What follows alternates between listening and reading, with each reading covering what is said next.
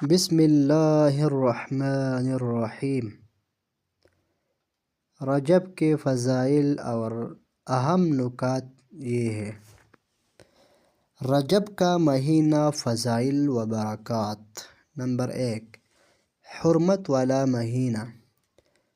رجب اسلامی سال کے 4 حرمت والے مہینوں میں سے ایک ہے۔ ذوالقعدہ، ذوالحجہ، محرم، رجب۔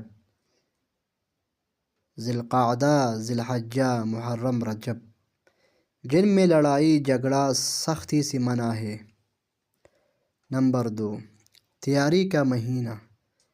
رجب کو بیج بونے کا مہینہ کہا جاتا ہے۔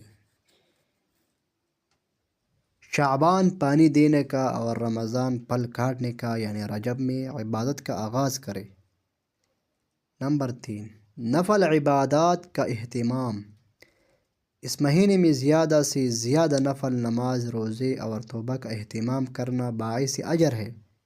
نمبر 4، واقعہ معراج۔